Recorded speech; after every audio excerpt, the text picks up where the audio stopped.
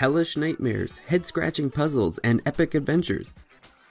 We break down just a fraction of the independently published games released in April on the eShop in Nintendo World Report's Nindie Roundup.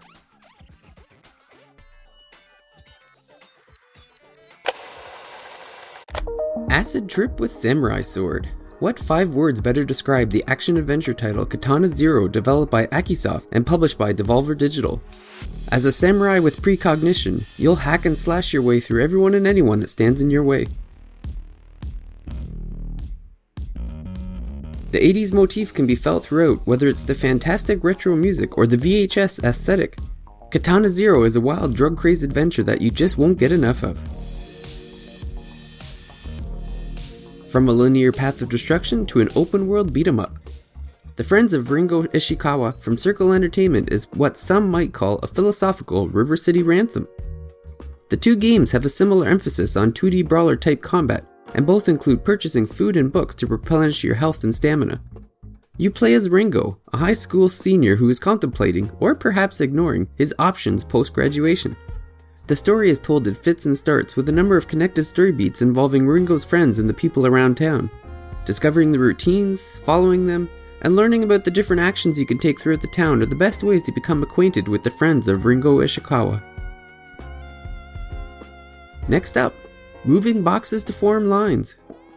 Okay, while that may not sound like a heart-pounding good time, Box-A-Line from Cubite Interactive will get the neurons in your brain moving. Puzzles are solved by picking up boxes and forming lines in the shortest amount of moves possible. It sounds easy, but puzzles will progressively become more challenging, giving your brain a daily workout to keep you sharp as a tack. Looking for something to play in the dark? This horror-filled walking puzzle adventure from Marslit Games might just have you hiding under the covers. Unknown Fate takes you to a faraway land, with no memories of your past and no idea of your location. You'll need to solve puzzles and defeat enemies in a quest to remember your history and find a way home. Expect the unexpected. Flying demons and giant light bulb spiders are just a few of the oddities to cross your path. From something scary to something beautiful, we move on to a game inspired by famous artists. Back to Bed from Two Awesome Studios resembles a collaboration between Salvador Dali and MC Escher. In this 3D adventure, you help the direct sleepwalking Bob get back to his bed using giant apples and ingenuity.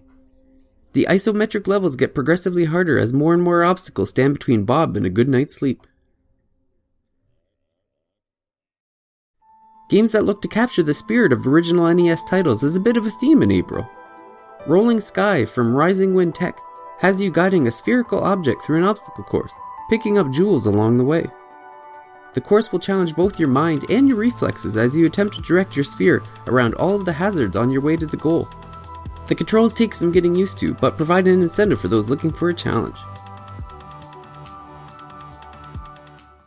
No, you cannot pet the dog, because you are the dog in this Wild Rooster title, Dig Dog. With a plain yet appealing aesthetic, this quirky roguelike bakes in digging concepts from games like Dig Dug and Mr. Driller to create a distinct and enjoyable adventure through various procedurally generated levels. Dig Dog is effective in how straightforward it is. You're a dog. You dig. Go get those bones and survive.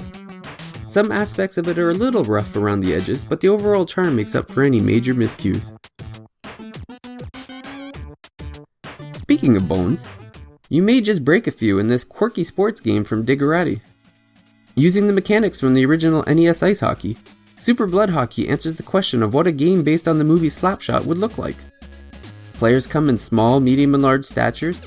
The ice surface, vulcanized rubber, and all of the skating, passing, and shooting physics are identical to Nintendo's 30-year-old title. Super Blood Hockey holds the distinction of being the only hockey game available outside of the Nintendo Online service on Switch. Looking for a 16-bit Monster Boy throwback? Look no further than Aglios, the action RPG from UK independent publisher P-Cube. In order to save the kingdom, you'll need to explore the world, slowly gaining access to new areas as you acquire new abilities, giving it elements of a Metroidvania. Rocking great 16-bit graphics, some great chiptune tracks, and plenty of retro gaming, Aglios is definitely a title classic gaming fans will likely adore. Rather than being a remake or a reskin of a known classic, it feels like a game forgotten from the SNES era that you now get the chance to enjoy. And finally, the latest entry in the loosely connected SteamWorld series from developer Imagine4 Games, SteamWorld Quest: Hand of Gilgamesh. Quest is a card-based RPG with a solid story and excellent combat. While the experience is extremely linear in terms of exploration, there are numerous possibilities and strategies that arise from the tight and fine-tuned turn-based battles. The combination of RPG archetypes, the knight, the sorceress, the healer, with the robotic steampunk characters works really well, and while you do end up seeing many of the same enemy types pretty often, the bosses and side characters you encounter are delightfully unique. Fans of previous SteamWorld games will appreciate the aesthetic and style of the game, and RPG enthusiasts will find a deep but accessible card-based combat system.